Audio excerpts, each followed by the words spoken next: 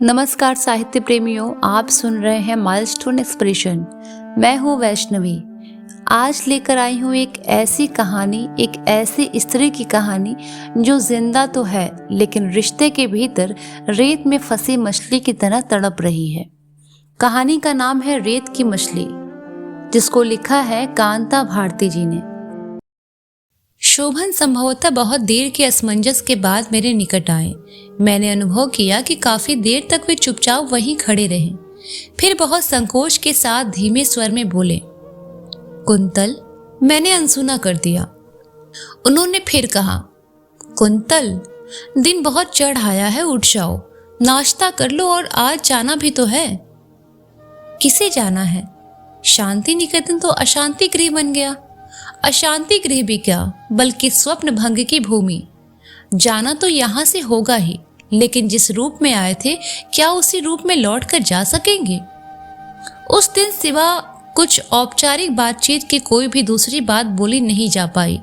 बहुत ही यांत्रिक ढंग से सामान बांधा गया और स्टेशन आ गए। गुमसुम चुपचाप साथ साथ हम तीनों थे। बस एक कोई हमारे बीच नहीं था। वह कोई एक वही अशांति गृह में छूट गया था, और वह था मेरे और शोभन के बीच का रिश्ता। कोई और समय होता तो लौटने पर अपनी फूलबगिया की जो हालत थी उसे देखकर मैं रो पड़ती। कितने ही अच्छे अच्छे पौधे मुरझा गए थे, पत्तियों पर धूल जमी हुई थी और न जाने कितनी तरह की फालतू झाड़ियां बेतरबी से उगाई थी। सच कहूं तो मेरे मन की स्थिति भी लगभग ऐसी ही थी। फूलबगिया को देखकर मुझे लगा कि वह आईने में मेरा अपना रूप है। फूलबगिया में अगर सबसे सुखी कोई था तो वह थी निरंतर बढ़ती जाती वही कांटेदार जंगली लतर। लतर को देखकर मेरी मन आहत की यातना और गहरी हो गई। वह लतर जैसे मेरी नियति पर व्यंग कर रही हो। वह इतनी अधिक फैल गई थी कि कई पौधों को उसने ढक लिया था। सारी वाटिका धूल भरी, उदास, उजड़ी उजड़ी और अस्त व्यस्त लग रही थी। घर की हालत भी उससे अच्छी नहीं थी। मन जाने कैसा हो रहा था कि बिना किसी ओर ध्यान दिए यात्रा की थकावट की उपेक्षा करके मैं घर को संवारने में जुट गई। 4-5 घंटों के अनवरत परिश्रम के बाद घर की हालत कुछ सुधर आई। इस बीच मैं नहीं जानती शोभन कहाँ व्यस्त थे। हो सकता है उन्हें अब मेरी याद नहीं ना आई हो।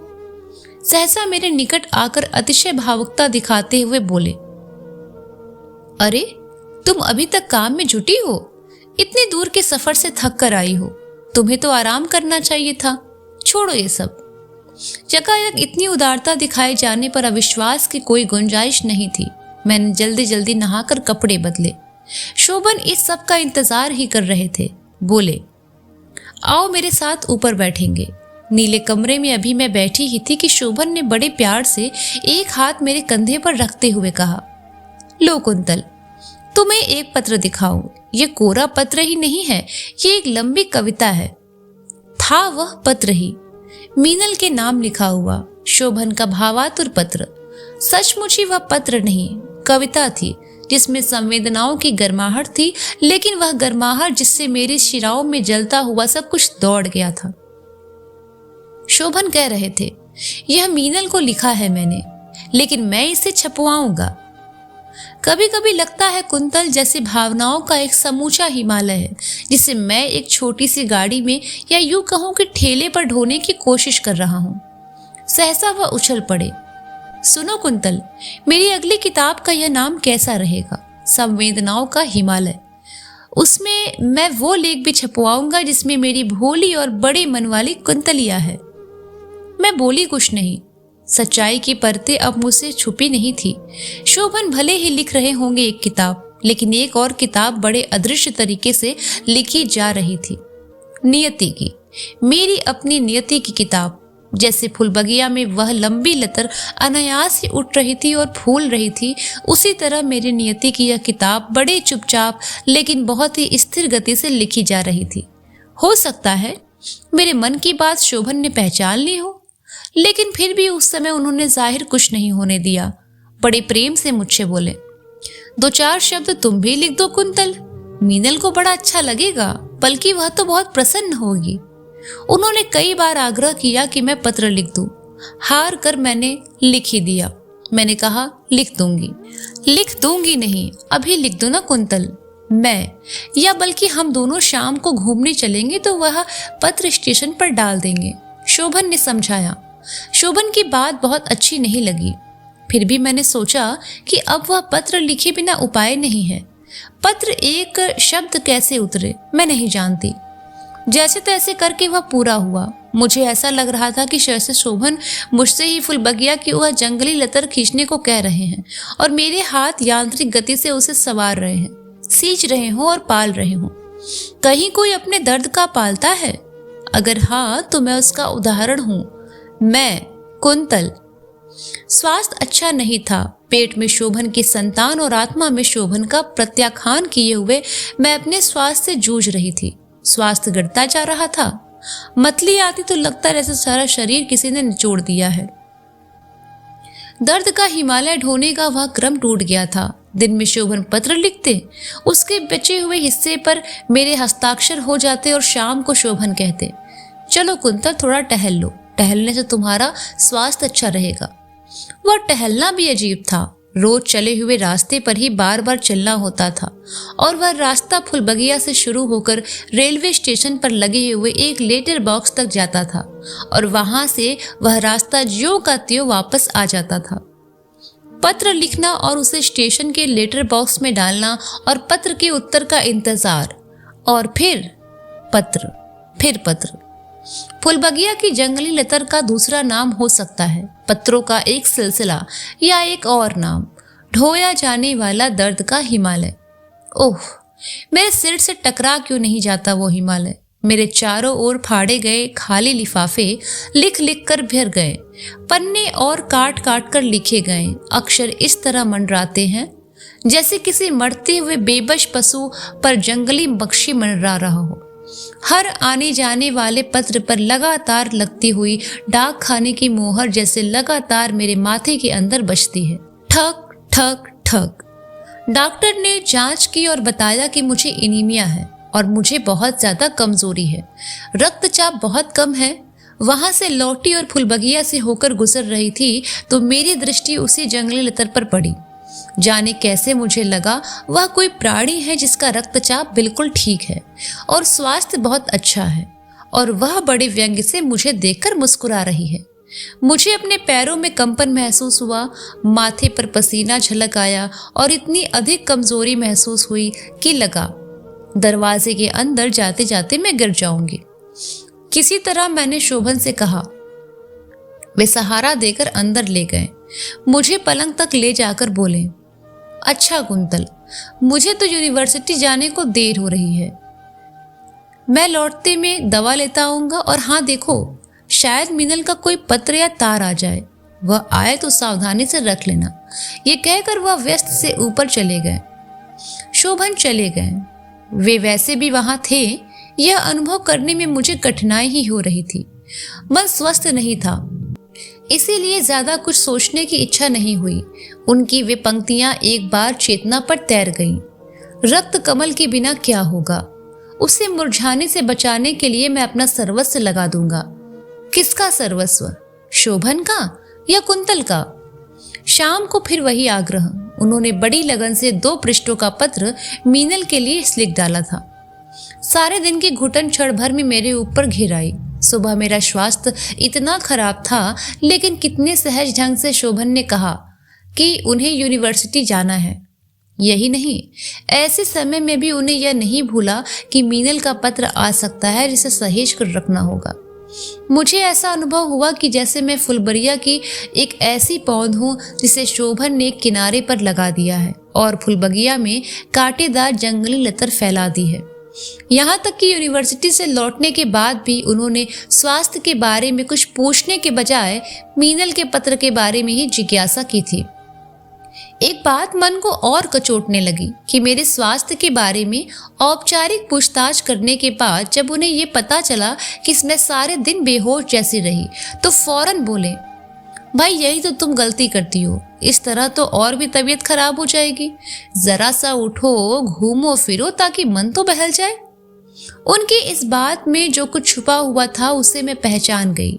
दरअसल वे स्टेशन तक जाना चाहते थे, ताजा पत्र मीनल को डालने के लिए, लेकिन अकेले जाने का साहस नहीं हो रहा था। घुटन इतनी ज्यादा हो रही थी कि ऐसा लग रहा था जैसे सिर फट जाएगा। किसी तरह अपने आप पर जोर डालकर मैं उठी। ऐसा लग रहा था कि पांव स्थिर नहीं होंगे, लेकिन फिर भी मैंने अपने आप को साध लिया। एक यातना अगर दूर नहीं हो सकती तो फिर दूसरी यातना से बचने का उपाय करना भी बेकार है, मैंने सोचा। घर से अभी थोड़ी दूर ही आए थे कि शोभन ने कहा, पहले स्टेशन चलते हैं, वहां पर पत्र डाल दे, फिर घूमेंगे। इस बात से असहमति जाहिर करने की इच्छा मेरे मन में पैदा होती भी तो मैं उसे दबा देती। हाँ, स्टेशन पर खत डालने के बाद मैंने कहा कि अब सीधे घर ही लौट जाना चाहिए। शोभन ने किंचित आश्चर्य से मेरी ओर देखा और अनमने से होकर बोले, क्यों? मैंने उस क्यों का उत्तर नहीं दिया, केवल घर की ओर लौट चली। उत्तर हो भी क्या सकता था? एक बार सोचा कि सब कुछ कह दूं, लेकिन और साहस नहीं हुआ। आज सोचती हूं कि मेरी वह भीरुता ही मेरा दुर्भाग्य है।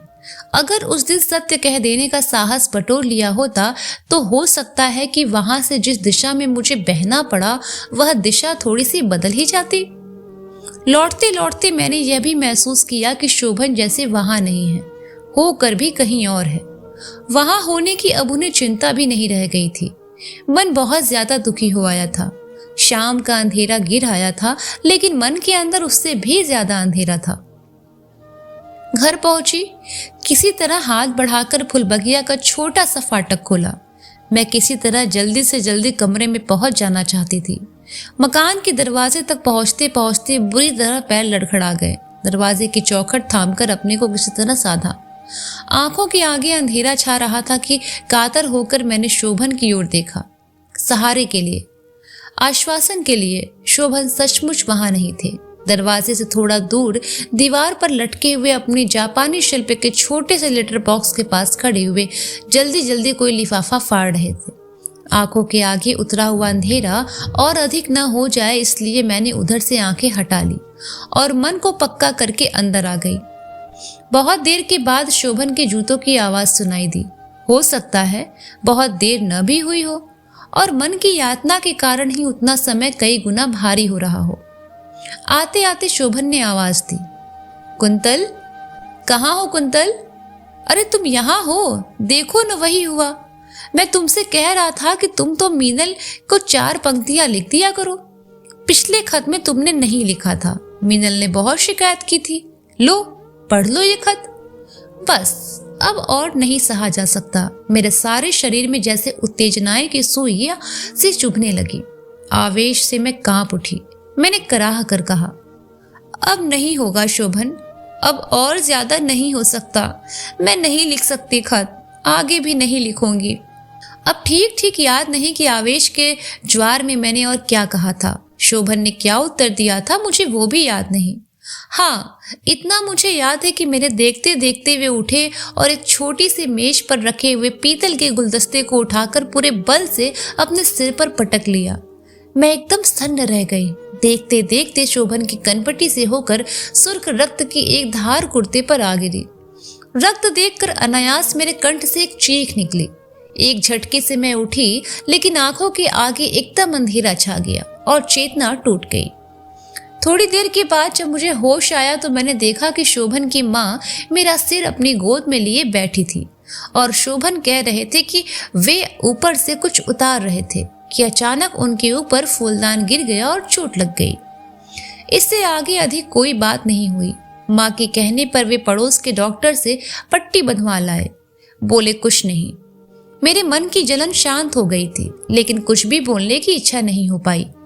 रात को मुझे बहुत तेज बुखार आ गया। मन की जलन तन पर उतर आई। चिंता व्यक्त करते हुए बोले, मैं डॉक्टर को बुलाकर लाता हूँ, लेकिन मैंने उन्हें मना कर दिया। यातना की बात और यातना बुलाने और सहने की इच्छा हो रही थी। लग रहा था तन तपे और खूब तपे, इतना तप जाए कि चारों ओर आग लग जाए, फिर आग में एक एक रोवां जलकर खाक हो जाए। सुबह डॉक्टर आया। बुखार देखकर उसने गहरी चिंता जाहिर की। उसने कहा कि इनकी ऐसी हालत में तेज बुखार घातक ही होगा। न चाहते हुए भी दवा ने बुखार की ओर अधिक बढ़ने से रोक दिया। लेकिन उस बुखार के रुक जाने से होता भी क्या? जिस दिन बुखार उतरा और मैंने पथ्य लिया, उसी दिन मीनल का पत्र आया और उसे पढ़कर शोभन के चेहरे का रंग उतर गया। उन्होंने आहिस्ता से वह पत्र मेरे नजदीक रख दिया। मैं अपने को रोक नहीं सकी। पत्र उठाकर देखा। मीनल के एक्सरे कराया था। चेस्ट स्पेशलिस्ट की रिपोर्ट थी कि उसके एक फेफड़े में तपेदिक का गहरा प्रभाव पड़ चुका है। उसे अब खांसी के बाद खून की उल्टियां भी होने लगी हैं। शोभन यूनिवर्सिटी से लौटे तो हर तरह का प्रबंध कर चुके थे। बैंक से पैसे निकलवा लिए थे, छुट्टी की अर्जी दे दी थी और सफर के लिए आवश्यक छोटा मोटा सामान खरीद लिया था। कोई सीधी बात सफर के बारे में नहीं हुई थी, लेकिन उन्होंने यह निर्णय लिया था कि कलकत्ते जाना होगा और तुरंत जाना होगा। मेरी सहमति उन्होंने नहीं ली थी, लेने का प्रयत्न भी नहीं किया था, लेकिन मुझे यह अच्छा ही लगा। ठीक ही हुआ कि उन्होंने सहमति लेने का प्रयत्न नहीं किया। हाँ, मेरे मन में एक आशंका थी कि संभवतः वे अकेले ही वहां जाना चाहेंगे, लेकिन यह आशंका जल्दी ही दूर हो गई। मेरे लिए वे दवाओं की कुछ शीशियां लाए थे और इसके अलावा सफर में काम आने वाली कुछ अन्य चीजें। आते ही बोले, मैंने 2 सीटें रिजर्व करा ली हैं, तैयारी जल्दी ही कर डालो। इसके आगे किसी आशंका को मैंने मन में स्थान नहीं दिया। संतुष्ट हुई कि शोभन ने एक पक्षीय फैसला नहीं किया। तैयारी करते करते मैंने एक अनचाहा विरोध प्रकट करते हुए कुछ कहना चाहा। एक ही तो महीना रह गया है, ऐसी हालत में इतना लंबा सफर। शोभन ने बात तुरंत काट दी। कुछ नहीं होगा, मैं साथ हूं। ऐसी कोई चिंता की बात नहीं है, डॉक्टर का भी यही ख्याल है। डॉक्टर से आपने बात की थी? हाँ, मैंने फोन किया था, उससे पूछ लिया है। उसने कहा कि इसमें कोई हर्ज नहीं है, बस दवाएं नियम से खाती रहे। शाम होते होते सफर की तैयारी पूरी हो गई थी। तैयारी ज्यादा बड़ी होनी भी नहीं चाहिए थी। शोभन बहुत अधिक उद्विग्न और गंभीर थे। मीनल से मिलने की खुशी नहीं थी, बल्कि इस बात की आशंका उन्हें घेरे हुई थी कि मीनल होगी कैसे, सकुशल तो होगी। उसके पत्र में लिखा था कि उसे रक्त की उल्टियां होती हैं और बुखार उतरता नहीं है, शरीर जर्जर हो गया है। उनका चेहरा देखकर लगता था जैसे उनका वह वाक्य उनकी आंखों से टपक आएगा। रक्त कमल को बचाने के लिए अपना सर्वस्व लगा दूंगा और तब भी न बचा सका तो टूट जाऊंगा। उस समय मेरे मन में कातरता भरा एक दर्द मात्र ही उभर आया था, उससे अधिक कुछ नहीं। यद्यपि यह भी सही है कि उस वाक्य के पीछे इतना अधिक कुछ दर्द था, बल्कि हृदय से चित्कार फूटना चाहिए था। गाड़ी जब तक हावड़ा स्टेशन पर पहुंची, हम लोगों ने बातें बहुत ही कम की। सच तो यह है कि बातों के लिए विषय ही नहीं था। जो एक विषय संभव था वह अत्यंत दुखद था। मीनल के बारे में बात करते हुए मन सहमता था। स्टेशन आने से पहले ही शोभन ने सामान जल्दी जल्दी समेट लिया। हमें मालूम था कि मीनल आज स्टेशन पर स्वागत के लिए नहीं आ सकेगी। फिर भी अनायास हमने प्लेटफॉर्म पर निगाहें दौड़ाई। शोभन सहसा बहुत उदास होकर नीचे उतर आए। आशंका के स्थान पर उनके चेहरे पर दुश्चिंताएं छाया की तरह एक एक करके उभरती जा रही थी। सफर के कारण चेहरा और भी जाने कैसा हो गया था। किस तरह कुली किया, कैसे टैक्सी स्टैंड तक पहुंचे और फिर कैसे मीनल के घर तक आए, ये पता नहीं लगा। टैक्सी रुकते ही बदहवास से शोभन टैक्सी से उतरे और झपटते हुए अंदर चले गए। टैक्सी ड्राइवर ने सामान उठाकर नीचे रखा। मैंने उसे पैसे दिए और टैक्सी चली गई। सामान यहीं छोड़ूं या नहीं, ये सोचती हुई थोड़ी देर में मैं वहीं रुकी। बाहर सामान छोड़ना नहीं चाहती थी और अकेली खड़ी रहना नहीं चाहती थी। मन खींच आया। किसी तरह छोटी अटैची हाथ में उठाई और अंदर आ गई। मीनल कमरे के कोने में पलंग पर लेटी थी। पलंग के पास कुर्सी पर उसकी कोई छात्रा बैठी थी और शोभन पलंग के किनारे बैठे हुए उसका माथा सहला रहे थे। मुझे देखा तो लज्जित हुआ है और उठते हुए कहा, अरे तुम बैठो कुंतल, मैं सामान बाहर से लाता हूँ। कहकर वह तेजी से बाहर चले गए। पलंग पर लेटी हुई बेहद दुबली मीनल का चेहरा एकदम पीला पड़ गया था। मुझे देखकर उसने उठना चाहा, लेकिन मैंने रोक दिया। उसका हाथ छूते ही मैं सहम गई। उसे बहुत तेज बुखार था। उसका माथा जल रहा था और होंठ नीले हुए थे। मैं बस इतना ही पूछी, कैसी हो मीनल? मीनल ने कुछ कहना चाहा लेकिन बोल नहीं पाई। अचानक खांसी बहुत जोर से उभर आई। खांसते खांसते वह आधी उठाई। मुझे कुछ सूझ नहीं पाया। मैं जल्दी जल्दी उसकी पीठ सहलाने लगी। तभी खांसी के साथ उसे उल्टी आ गई। रोकते रोकते भी मेरी अंजुरी रक्त से भर गई। मेरा मन कांप उठा। मैंने कातर होकर मीनल की छात्रा की ओर देखा। भयभीत छात्रा को स्थिर समझते देर न लगी। तेजी से उठकर बाहर जाते हुए उसने कहा, आप ठहरिए, मैं पानी लाती हूँ।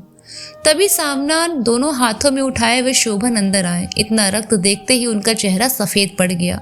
मैंने कहा, किसी डॉक्टर को बुला लीजिए, जल्दी कीजिए। शोभन ने कुछ कहना चाहा लेकिन उनकी आवाज भर्रा गई। वे तुरंत बाहर चले गए। कोई 15 मिनट के बाद वे एक डॉक्टर को लेकर आए। मीनल को देखकर डॉक्टर स्वयं अवाक रह गया। परीक्षा करने के बाद उसने मीनल को 2 इंजेक्शन लगाए और कहा कि इन्हें लगातार बर्फ चूसने को दीजिए। जाते जाते उसने हम दोनों को बाहर बुलाया। चिंता और सहानुभूति भरे शब्दों में उसने कहा, मरीज की हालत अच्छी नहीं है, मुझे क्षमा कीजिएगा। यह आपकी वाइफ है? शोभन ने कहा, नहीं, वो मेरी मित्र है, मेरी पत्नी ये है कुंतल। शोभन ने मेरी ओर संकेत किया। ओह, तो हम आपको सलाह देंगे। आपकी वाइफ की कंडीशन बहुत डेलिकेट है, आप इनको मरीज से अलग रखिए। मैंने सुनकर मुंह नीचा कर लिया। शोभन ने फीस देकर दवाओं का पर्चा हाथ में ले लिया।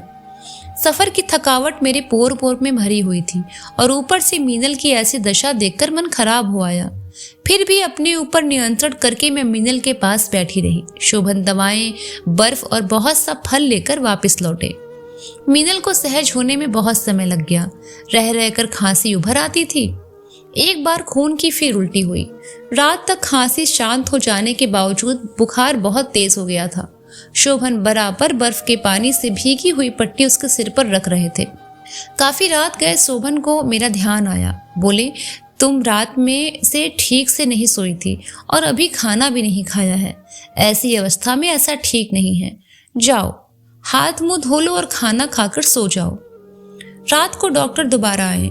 मीनल को एक इंजेक्शन और दिया गया और कुछ हिदायतें देकर चला गया। मीनल को बीच बीच में तेज बुखार हो जाता था। निरंतर 5 दिन तक की यही स्थिति रही। शोभन ने यूनिवर्सिटी को तार देकर अपनी छुट्टी और बढ़वा ली, लेकिन अब मीनल की हालत में काफी सुधार हो आया था। छठी रोज हम दोनों से अधिक प्रसन्न स्वयं डॉक्टर ही था। कितनी ही बार उसने ये कहा था कि मीनल की तबीयत उसकी दवा से ठीक हुई है। हम लोग स्वयं भी यही मानते थे, लेकिन फिर भी डॉक्टर उससे आशातीत प्रशंसा सुनना चाहता था। उस दिन शोभन ने कहा, कुंतल, मेरा ख्याल है अब हम लोग इलाहाबाद लौट चले, क्योंकि मीनल की हालत में काफी सुधार है। मीनल अब सफर कर सकती है। वह इलाहाबाद में रहेगी तो उसका आगे का इलाज अच्छा हो सकेगा। डॉक्टर स्वयं भी कह रहा था कि कलकत्ते की जलवायु मीनल के लिए अनुकूल नहीं है। मीनल को वापस इलाहाबाद ले जाने के लिए काफी इंतजाम करना पड़ा। इस बात का डर था कि उसकी हालत रास्ते में बिगड़ न जाए, लेकिन वैसा कुछ हुआ नहीं। सफर में कोई कठिनाई नहीं हुई। मीनल के स्वास्थ्य में किसी भी तरह की गिरावट नजर नहीं आई, बल्कि पीलेपन के बावजूद चेहरे पर थोड़ी सी खुशी ही झलक रही थी। शोभन के आग्रह पर इलाहाबाद तक अधिकतर वह सोती ही रही। घर तक पहुंचने पर शोभन ने सबसे पहला काम किया कि अपने पूरे परिवार के पुराने परिचित डॉक्टर को बुला लिया। अरे भाई, किधर है कुंतल जी? घर के प्रवेश करते ही डॉक्टर साहब ने ऊंची आवाज में कहा। मैं सामने ही मिल गई। भारी बिस्तर को घसीटकर बेडरूम में पहुंचाने की कोशिश कर रही थी। अरे ये क्या कर रही हैं आप? डॉक्टर साहब ने आश्चर्य भरे स्वर में कहा।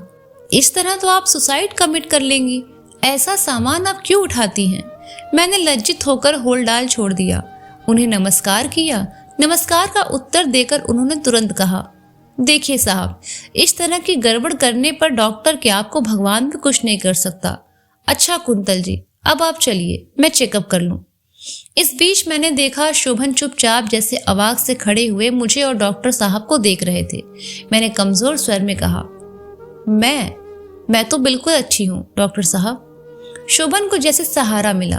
तेजी से बीच में आकर बोले, डॉक्टर साहब, बात यह है कि वो मीनल हमारे साथ आई है, उसे कुछ तकलीफ है। मीनल? डॉक्टर साहब ने आश्चर्य से पूछा। हाँ डॉक्टर साहब, मेरी बहन है, कलकत्ते से आई है, उसे टीबी है। हे भगवान, डॉक्टर साहब ने आशंकित होकर कहा। ऐसे मौके पर मेरा मतलब है कुंतल जी की ऐसी हालत है और आप घर में टीबी का मरीज लेकर आए हैं। उसे सेनेटोरियम क्यों नहीं लेके गए?